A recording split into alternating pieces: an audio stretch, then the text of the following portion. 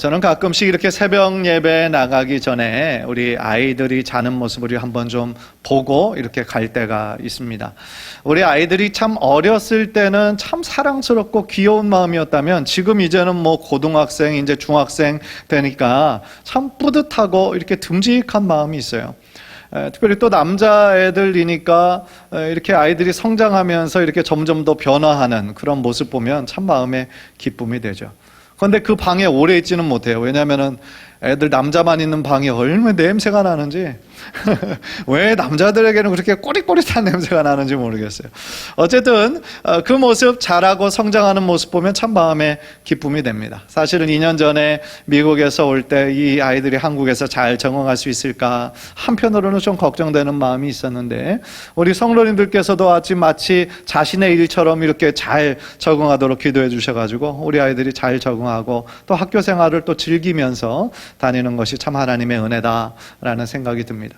또한 담임 목사로서 저에게 또 하나의 기쁨이 있다면 그것은 뭐냐면 우리 성도님들이 하나님을 만나고 그의 신앙이 자라고 믿음이 더욱 견고해지는 것을 보면 참 기뻐요. 그러니까 신앙생활 안 하시던 분, 교회를 멀리 하시던 분이 어느 순간 교회를 이렇게 출석하시다가 이슬비 가랑부에 옷이 젖는다 하는 그런 것처럼 어느 순간 그 말씀에 반응하기 시작하고 세례를 받고 또 집사가 되고 또 교회 충성스러운 일꾼이 되는 그러한 모습들을 보면 그것보다 더 큰 기쁨은 없는 것 같아요.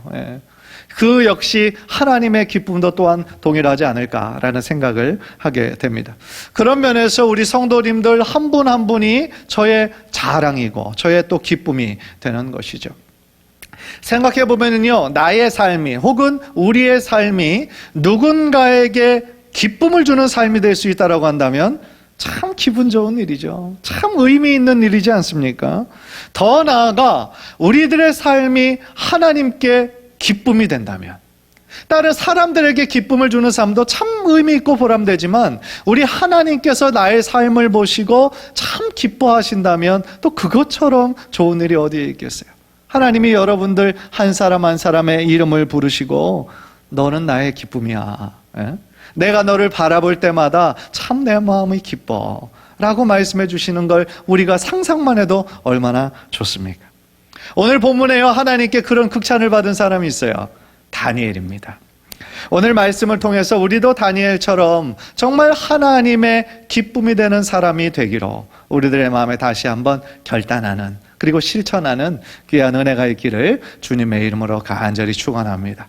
먼저 오늘 본문의 배경을 좀 살펴볼 필요가 있는데요, 이 다니엘서는 12장밖에 이루어지지 않은, 어떻게 보면 짧은 책인데 예언서에 들어가는 그런 책입니다. 그래서 전반부를 이렇게 보면은요, 우리에게 잘 알려진 그런 이야기, 다니엘과 세 친구가 바벨론이라고 하는 이방 나라로 끌려가서 그곳에서 믿음 지킨 이야기가 이제 중반부까지 중심을 이루고 있다면, 중반부에서 후반부까지는 각종 계시와 환상에 대한 이야기가 많이 나와요. 그래서 우리가 제일 처음 읽었을 때는 이게 무슨 뜻일까? 라는 그런 계시들이 많이 담겨져 있는 그런 책이거든요. 오늘 본문이 위치한 10장도 역시 이 다니엘에게 어떤 환상이 임합니다. 그리고 이스라엘의 어떤 장래에 관한 것을 하나님께서 계시해 주는 그런 부분인 것이죠. 그래서 특이한 점은 뭐냐면요, 다니엘이 환상 중에 한 사람을 만납니다. 그런데 그 영광스럽고 찬란한 모습이 얼마나 두렵고 얼마나 놀라웠는지 그 자리에서 그냥 엎드러지고 마는 거예요. 다니엘은 얼마나 신실한 사람입니까? 하나님의 사람이잖아요. 그럼에도 불구하고 어떤 한 사람을 만났을 때에 마치 자신이 죽은 사람처럼 힘이 쭉 빠져서 그 자리에 엎드러질 수밖에 없었다라는 거예요. 여러분들, 다니엘에게 나타났던 사람이 누구일까요? 천사일까요? 아니에요. 예수님이셨어요. 예수 그리스도셨습니다. 그리스도의 찬란한 영광과 위엄이 다니엘에게 임했을 때 다니엘은 자신의 모습이 얼마나 연약하고 추악한 모습인지를 깨닫게 된 거예요. 예수님이 입고 계셨던 세마포는 거룩함을 상징하는 옷이었어요. 그리고 그의 허리에는 정금띠를 띄었다라고 얘기합니다. 그 얼굴은 번갯빛 같았대요. 그리고 그의 눈은 횃불 같았고 그의 예수님의 목소리는 많은 무리와도 같았다 라고 묘사하는 이 본문은요, 정말 신기하게도 계시록 1장에서 사도 요한에게 임했던 예수 그리스도의 모습과 일치하고 있어요.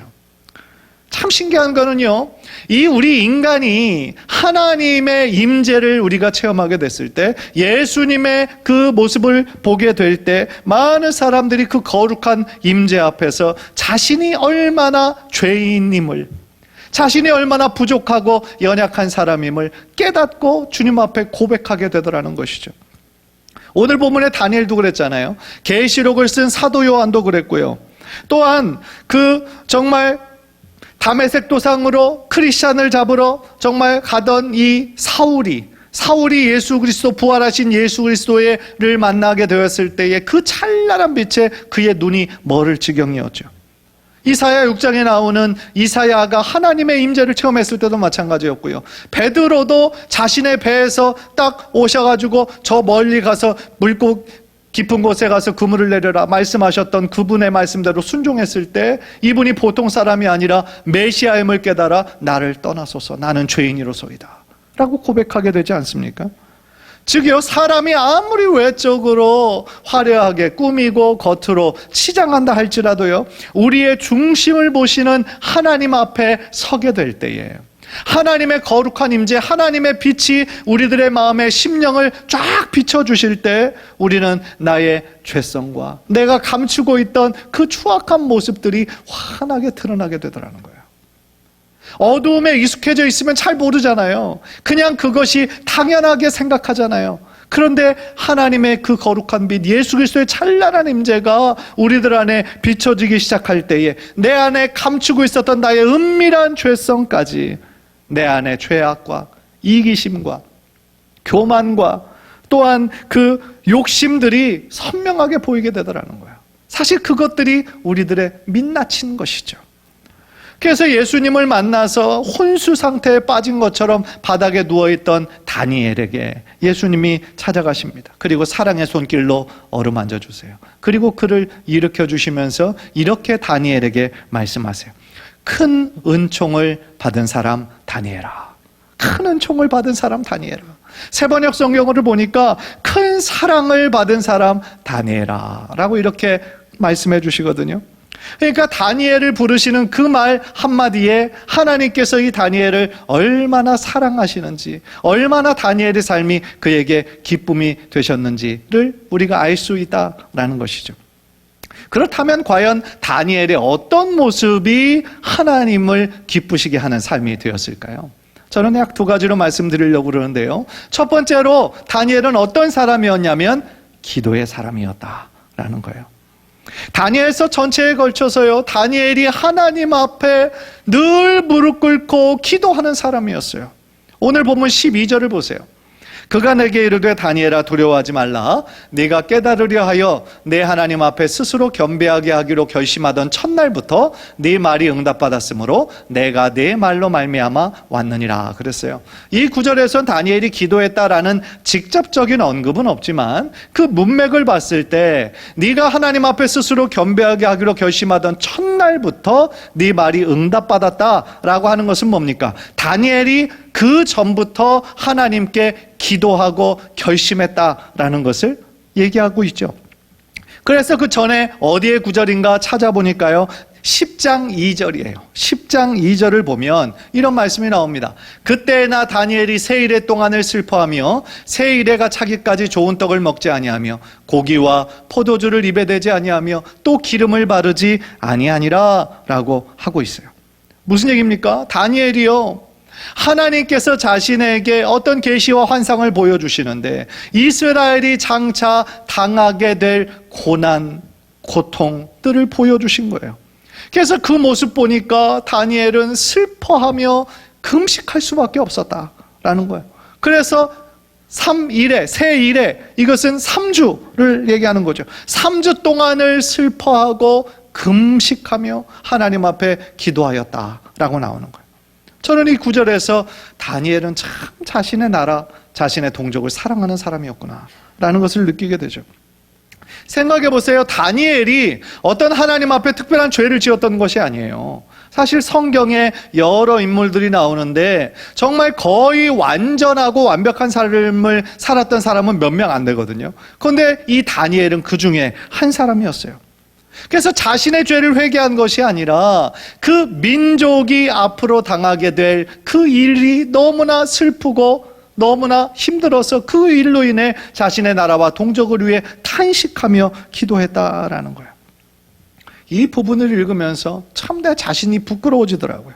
신앙인이라는 이름으로, 또한 목사라는 이름으로 나의 나라와 나의 민족을 위해서 정말 이렇게 눈물을 흘리며 금식하며 나는 자주 기도하지 못했구나 라는 생각이 들어서 참 부끄러웠어요. 그런데 이 다니엘이 하나님 앞에 기도하는 삶을 살았다라는 것은 사실은 이 구절뿐만 아니라 또 다른 구절에서도 다니엘이 얼마나 하나님 앞에 열심히 기도했는지를 나오는데요. 그 대표적인 구절이 다니엘서 6장 10절이에요. 그러니까 다니엘서 6장 10절을 보면은요, 왕이 어떤 조서를 내립니다. 그런데 그 조서의 내용이 뭐였냐면, 왕 이외에 다른 어떤 신에게 기도하는 것이 발각될 경우 그 사람은 사자굴에 집어넣겠다, 죽이겠다, 죽임을 당하겠다라는 거예요. 그래서 6장 10절을 보면은요, 보세요. 다니엘이 조서에 왕의 도장이 찍힌 것을 알고도 자기 집에 돌아가서는 윗방에 올라가 예루살렘으로 향한 창문을 열고 전에 하던 대로 하루 3번씩 무릎을 꿇고 기도하며 그의 하나님께 감사하였더라 그랬어요. 여러분들 생각해 보세요. 지금 법으로, 법령으로 지금 모든 지역마다 다 그것이 붙었어요. 그게 뭐냐면 왕 이외에 다른 신들에게 기도하지 말라는 거예요. 기도하는 것이 발각될 경우는 죽임을 당할 거라는 거예요. 그렇다면 여러분들은 어떻게 하시겠어요? 내가 정말 기도하던 사람이에요. 그런데 지금 이 왕의 법령이 내려서 이렇게 들키면 죽어요. 그러면 여러분들은 어떻게 하겠어요? 그냥 우리들의 마음에 흔히 드는 생각은 아유, 이 기간만 좀 삼엄한 이 기간만 좀 쉬든지 기도를, 아니면 기도를 해도 좀 겉으로 드러나지 않게 속으로 하든지, 아마 그런 마음이 거의 대부분일 거예요. 그런데 이 다니엘은 어떻게 보면 그런 거에 전혀 신경 쓰지 않고 그냥 무대뽀로 자신이 하던 대로 똑같이 그냥 하나님 앞에 기도하는 그런 모습을 보여주고 있죠. 무슨 얘기예요? 왕의 법을 무서워한 것이 아니라 하나님의 법을 따르기로 스스로 결정하고 그것을 따르고 있다라는 것이죠. 그래서 다니엘의 기도하는 모습은 참 우리들에게 많은 도전을 주고 은혜를 주는데요. 보세요. 윗방에 올라가 예루살렘으로 향한 창문을 열었다 그랬어요. 지금 그는 자신의 조국 예루살렘을 떠났어요. 강제로 떠날 수밖에 없었죠. 그러나 예루살렘으로 향한 창문을 열었다라는 건 뭐예요? 예루살렘은 곧 자신의 그 고향이기도 하지만 하나님의 임재가 있는 성전이 있는 곳이에요. 하나님의 임재를 사모하는 마음으로, 자신의 나라를 사랑하는 마음으로 예루살렘으로 향한 창문을 열고 기도한 거예요. 또한 하루 3번씩 전에 하던 대로 하루 3번씩 기도했다 그랬어요. 사실 이 다니엘이 지금 높은 고위 관리에 있지 않았습니까? 사실 하루에 얼마나 바쁜 일들이 많았겠어요. 그런데 하루에 한 번 어떤 시간을 정해서 기도하는 것도 쉽지 않아요. 그런데 하루에 3번, 하루에 3번이면 아침, 그 다음에 점심, 그 다음에 저녁, 아니면 뭐 잠자기 전, 이런 식으로 시간을 지금 정해서 하나님께 기도했다라고 하는데 다니엘이 얼마나 바쁜 그런 사람이었습니까?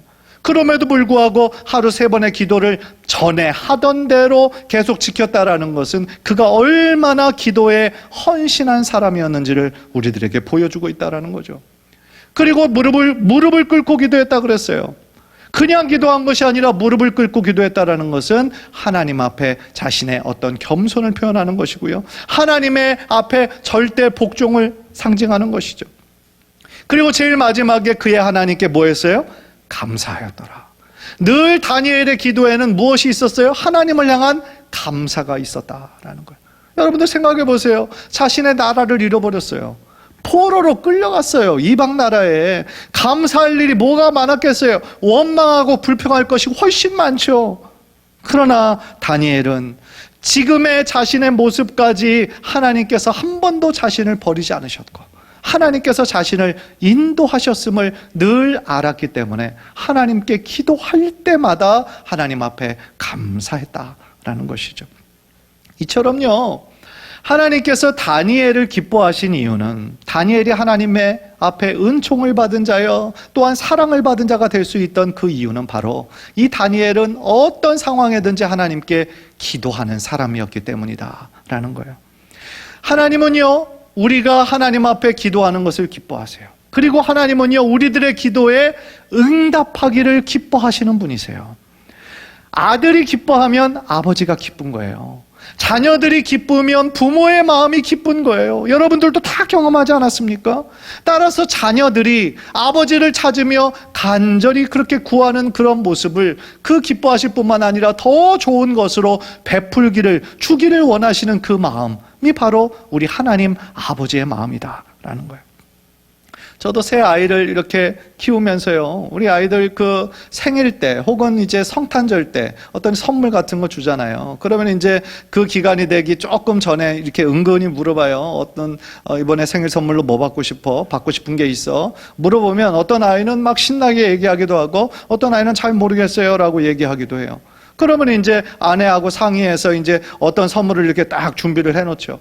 그러면은 그 아이가 학교 끝나고 이렇게 돌아오는 것이 너무너무 기다려지는 거예요. 왜 기다려지는 줄 아세요? 그 선물 주고 싶어서. 단순히 주고 싶어서가 아니고 진짜로 내가 보고 싶은 게 있어요. 그게 뭐냐면 선물 받고 기뻐하는 모습을 보고 싶어서. 그게 기다려지는 거예요. 그게 사실은 모든 아버지의 마음이고 더 나아가 하나님 아버지의 마음이라는 것이죠. 하나님을 의지하고 하나님께 기도하는 그 자녀의 모습을 기뻐하실 뿐만 아니라 또한 우리들의 기도에 응답해 주시기를 기뻐하시는 분이 바로 우리 하나님 아버지라는 거예요. 따라서요, 아까도 우리가 제일 처음 12절에 봤던 것처럼 다니엘이 하나님 앞에 그렇게 기도하였을 때 그가 기도하던 첫날부터 하나님께서 그 기도에 응답해 주셨다라는 거예요. 그러니까 다니엘 자신이 정말 자신의 나라와 자신의 동족을 위해서 하나님 앞에 정말 탄식하면서 금식하면서 하나님 앞에 기도하던 그 첫날부터 하나님께서 그 기도를 들으셨다라는 거예요. 이 사실에서요, 우리가 정말 깨닫게 되는 것이 있어요. 그게 뭐냐면 우리가 하나님께 드리는 그 모든 기도가 하나도 이 땅 가운데 떨어지지 않고 하나님의 보좌에 상달된다라는 거예요. 하나님께서는 우리들의 작은 소리까지도 세미한 신음소리라 할지라도 하나님은 귀 기울여 들으시는 분이시다라는 거예요. 하나님께서는 지금도 여러분들의 기도를 들으시고 하나님께서 어떻게 응답하시는 것이 가장 좋은 것일까? 지금도 하나님은 하나님의 때를 기다리고 계시다라는 거예요. 특히 우리가 드리는 많은 기도 중에서요, 정말 이 다니엘의 기도처럼 즉각적으로 하나님께서 응답하시는 그러한 기도들이 있어요. 그게 어떤 기도인 줄 아십니까? 우리들의 기도의 내용이 하나님의 마음과 하나님의 뜻과 딱 합해질 때, 우리들의 기도의 내용이 하나님의 약속 붙잡고 하나님의 뜻이 이루어지기를 원하는 그러한 기도일 때 그 기도는 즉각적으로 하나님 응답하시는 거예요. 요한일서 5장 14절 우리 한번 다 함께 읽읍시다. 시작. 그를 향하여 우리가 가진 바 담대함이 이것이니 그의 뜻대로 무엇을 구하면 들으심이라. 아멘. 하나님의 뜻대로 우리가 어떤 것을 구할 때, 그러니까 나의 기도 제목이 하나님의 뜻과 합해질 때 그의 그 기도가 즉각적으로 이루어진다라는 거예요. 그런데 이 구절을 생각하면 그의 뜻대로 무엇을 구하면 들으심이라 라고 얘기했을 때 하나님의 뜻과 상관없는 기도도 있을 수 있다라는 것이죠. 그렇게 되면 우리들의 기도가 응답받지 못하는 거예요. 왜냐하면 그것이 하나님의 영광과는 전혀 상관이 없이 그저 나의 욕심일 때가 있기 때문이다라는 것이죠.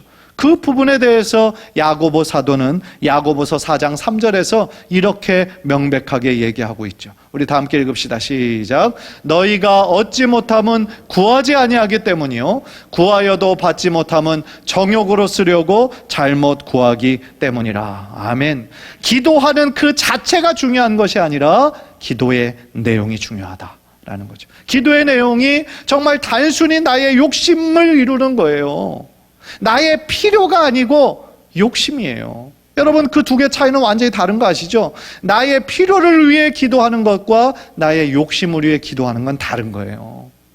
하나님께서는 우리 자녀들의 필요를 아신다 그랬어요. 그런데 나의 욕심은 필요가 아니에요. 그거 뭐 필요한 것보다 더 많은 것을 우리가 요구할 때가 참 많이 있다라는 것이죠. 그리고 오늘 본문에서는요, 좀 특이하게도 하나님께서 기도응답하기를 원하셔도 그 기도응답이 지연되는 경우가 있다라는 거예요. 그거를 말씀해 주시거든요. 그게 13절인데 그게 뭐냐면 사단의 방해 때문이라는 거예요.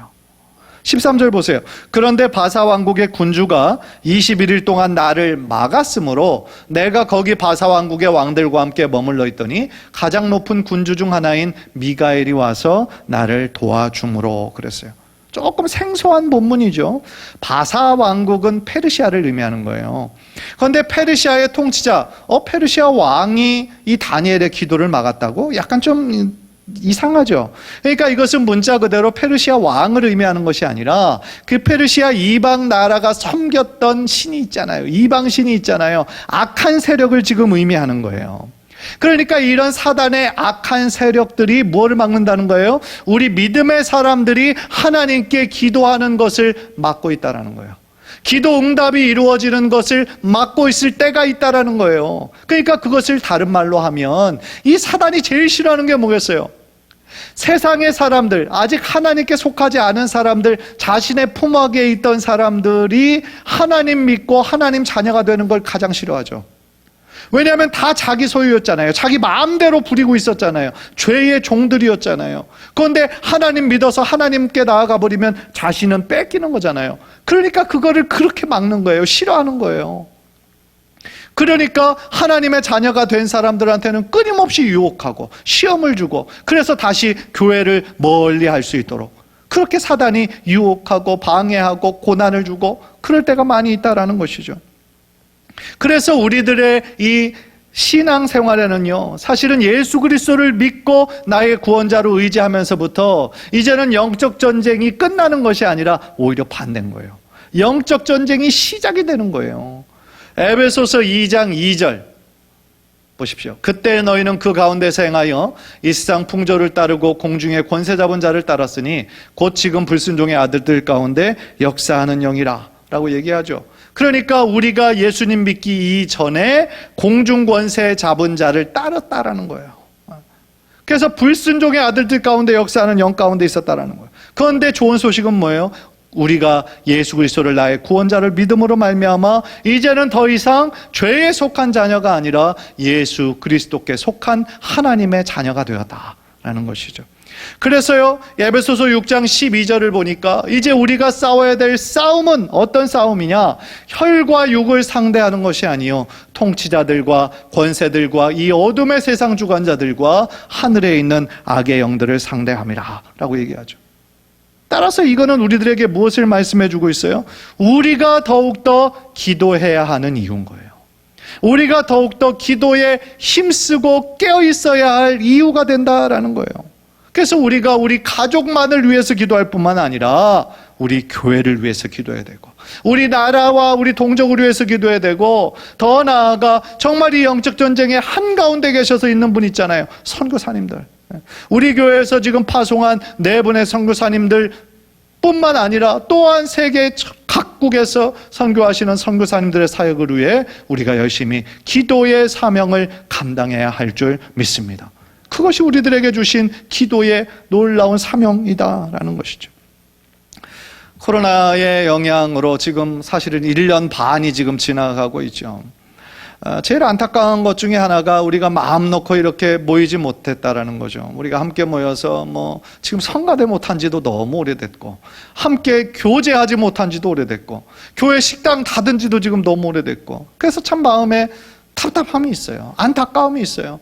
사실은 교회의 핵심은 뭐냐면 모여서 성령 안에서 교제하는 건데, 이것을 지금 잘 못하니까 참 마음에 답답함이 있죠. 이제 그래도 다행인 것은 백신이 지금 빨리 지금 보급이 되고 있어서 7월만 돼도 이제 백신을 맞으신 분들은 이 인원 제한에 들어가지 않는다라고 그래요. 그러니까 이제 우리들의 많은 것들이 좀 이렇게 풀리는 거죠. 성가대도 백신을 맞으신 분들을 중심으로 또 할 수 있다라고 그래요. 그러니까 많은 것들이 좋아지고는 있죠.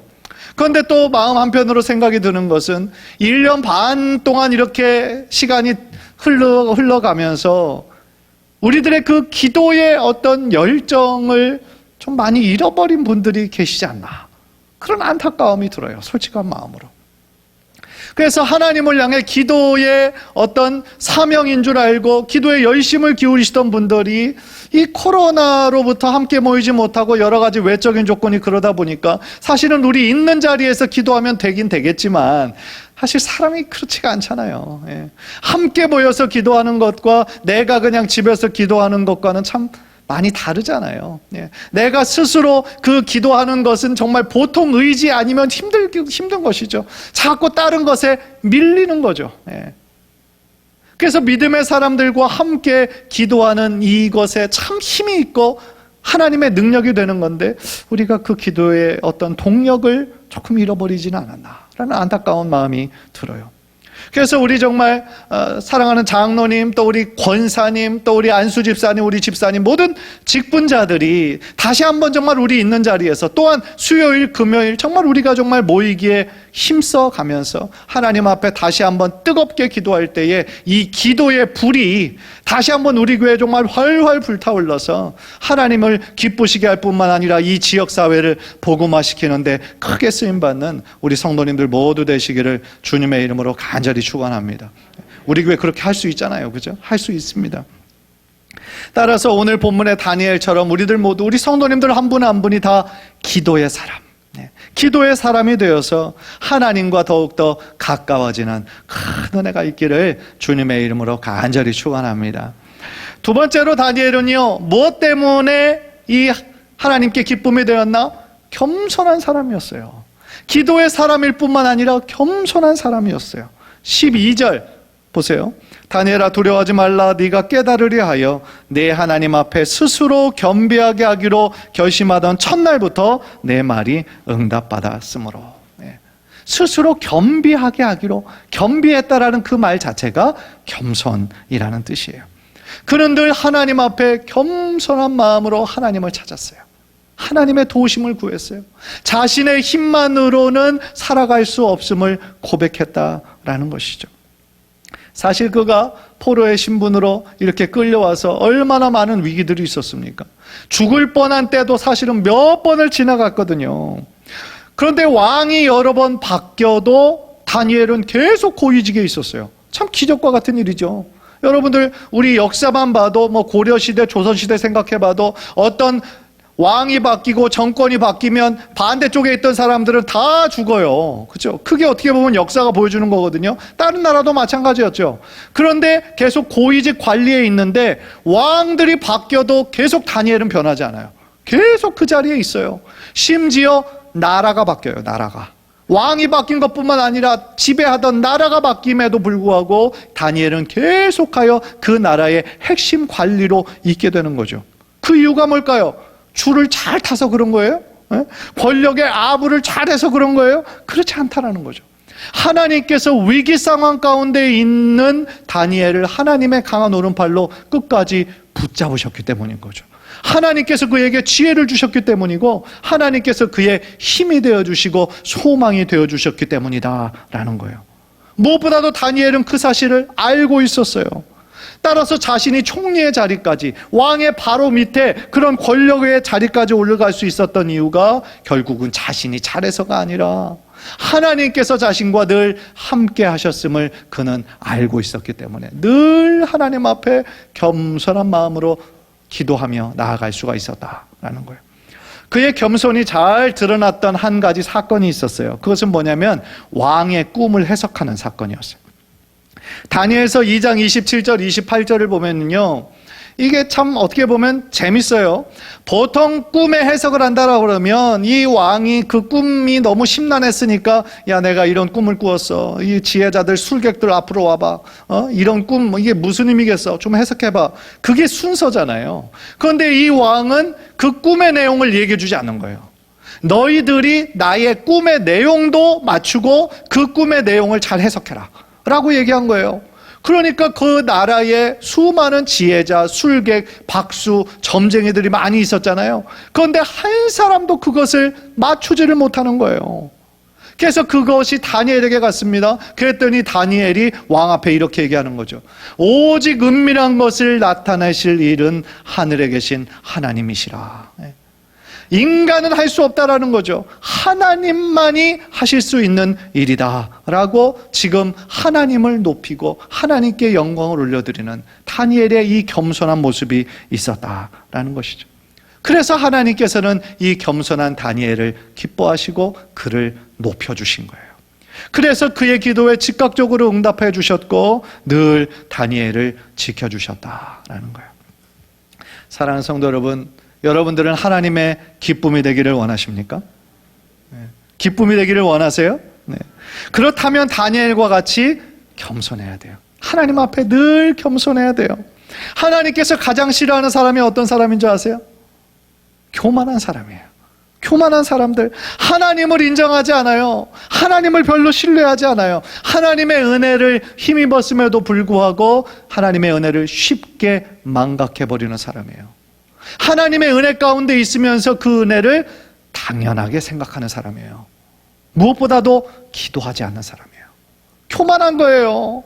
하나님의 도우심 아니면 내가 살아갈 수 없음을 고백하는 우리들의 그 표현이 뭐겠어요? 하나님께 기도하는 거예요. 그런데 기도하지 않고도 내가 어제와 똑같이 내가 잘 살 수 있을 거라 생각하는 것부터가 내 마음 교만한 거예요. 따라서요, 겸손한 사람은 자신의 약함을 인정합니다. 그리고 하나님의 크심을 인정해요. 아무리 자신이 노력해도 안 되는 것이 있음을 늘 알고 있는 것이죠. 생각해 보세요. 하나님께서 길을 막으시면은요, 어떤 인간이 열 수 있겠어요? 반대로 하나님께서 길을 여시고자 한다면 그 어떤 것도 하나님의 뜻을 막을 수는 없다라는 것이죠. 즉 길을 때로는 막으시는 것도 하나님이시고 길을 여시고 전혀 새로운 길을 만드시는 것도 우리 하나님이신 줄 믿습니다. 성 어거스틴이라는 유명한 사람이 있죠. 성 어거스틴이 우리들의 신앙생활에서 중요한 것이 세 가지가 있다라고 얘기를 했어요. 첫째는 겸손이라는 거예요. 둘째는 뭐냐? 겸손이라는 거예요.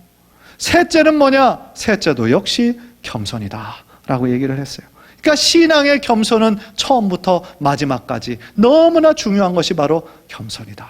그러니까 겸손은 결국 자신이 있어야 할 자리, 하나님의 피조물로서 있어야 할 자리를 잘 지키고 하나님 앞에 나아가는 것, 그것이 바로 겸손이 아니겠는가라는 생각을 하게 됩니다. 사랑하는 성도 여러분, 하나님의 기쁨이 되는 사람은 어떤 사람이라고 그랬어요? 기도하는 사람이요, 겸손한 사람이다 라고 그랬어요. 이 점을 늘 기억하고 매일매일 우리가 살면서 나의 창조주 되시고 나의 구원자 되시고 나의 인도자 되신 하나님 앞에 늘 겸손한 마음으로 하나님 앞에 나아가기로, 하나님의 뜻을 실천하기로 다시 한번 다짐하셔서 여러분들 한 사람 한 사람이 하나님께 큰 기쁨이 되는 귀한 믿음의 사람 모두 되시기를 주님의 이름으로 간절히 축원합니다. 기도하겠습니다.